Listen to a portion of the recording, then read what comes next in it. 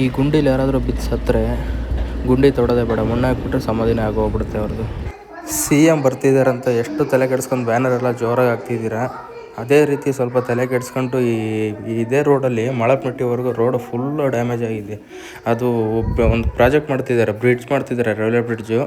ಅದು ಸ್ಟಾಪ್ ಆಗಿದೆ ಈಗ. ಸ್ಟಾಪ್ ಆಗಿರೋ ಕಾರಣ 2 ವರ್ಷ ಬಿಟ್ಟು ಮಾಡ್ತಿರೋ, 3 ವರ್ಷ ಬಿಟ್ಟು ಮಾಡ್ತಿರೋ, 5 ವರ್ಷ ಬಿಟ್ಟು ಮಾಡ್ತಿರೋ, ಯಾವಾಗಾದರೂ ಮಾಡಿ, ಸಮಸ್ಯೆ ಇಲ್ಲ. ಅಲ್ಲಿವರೆಗೂ ರೋಡ್ ಮಾಡಿ ಸಾಕು. ಇದು ಸಂಬಂಧಪಟ್ಟಿರೋರಿಗೆ ವಿಡಿಯೋ ತಲುಪೋವರೆಗೂ ಶೇರ್ ಮಾಡಿ. ಅದೇ ರೀತಿ ಇದಕ್ಕೆ ಸೂಟ್ ಆಗೋ ಥರ ಒಂದು ಸಾಂಗ್ ಹಾಕಿದ್ದೀನಿ, ಕೇಳ್ಕೊಂಬನ್ನಿ. ಇದೆಂತ ಸರ್ಕಾರ ಬದಲಾವಣೆ ತರ್ತಾರ, ದುಡ್ಡಿದ್ರೆ ತರ್ಬಾರ, ಬೂಟ್ನಿಕ್ಕೆ ಸೇಫ್ ಝೋನಿಗೆ ಕಳ್ತಾರ, ಜನರ ಮನ್ಸಿಗೆ ಪೆಟ್ಟು ಬಿದ್ದಾಯ್ತು ಕಲ್ತಾರ. ಒಂದ್ ಕಡೆ ಅತ್ಯಾಚಾರ, ಇನ್ನೊಂದ್ ಕಡೆ ಬಡತನ, ಲಂಚ ತಗೊಂಡ್ ಸಿಗಾಕೊಂಡ್ರು ಜೈಲಿಗೆ ಕಳ್ಸಲ್ಲ. ನಿಯತ್ತಿನ ದಾರಿ ಇಂಥವ್ರು ಯಾವತ್ತೂ ಬೆಳ್ಸಲ್ಲ. ಮರ್ಯಾದೆ ಕೊಟ್ಟು ಮಾತಾಡಕ್ಕೆ ನಿಮ್ಗೇನು ಕಷ್ಟನ, ಇವ್ರು ಕೊಡೋ ಕಾರಣಗಳು ನಿಜ ಸ್ಪಷ್ಟನ. ನಮ್ಮಿಂದ ಸರ್ಕಾರ ಅದು ಇವ್ರು ಮರ್ತವ್ರ, ರೋಡ್ ಸೈಡ್ ಕಷ್ಟಪಟ್ಟಿ ಮಾಡ್ತಾರೆ ಸಂಸಾರ. ಹಫ್ತಾ ಇವ್ರ ಟೈಮಿಗೆ ಬೇಕು, ಕ್ರೈಮ್ ಆದ್ಮೇಲೆ ಬರ್ತಾರೆ, ಪಾರ್ಲಿಮೆಂಟ್ ಅಲ್ಲಿ ಕೂತ್ಕೊಂಡು ರೇಪ್ ಮೇಲೆ ನಗ್ತಾರೆ. ದುಡಿದ್ರೆ ಜೀವ ತೆಗ್ದ್ರು ಎಸ್ಸೆ ಬರ್ಸಿ ಕಳಿಸ್ತಾರೆ. ಮೀಡಿಯಾ ನಮ್ ಗಮನ ತಪ್ಪಿಸಿ ಮಾಡೋದ್ ಕಲ್ತವ್ರೆ. ನಮ್ ದುಡಿಮೆ ಕಿತ್ಕೊಳಕ್ಕೆ ರೂಲ್ಸ್ ಹೊಸ ತರ್ತಾರೆ.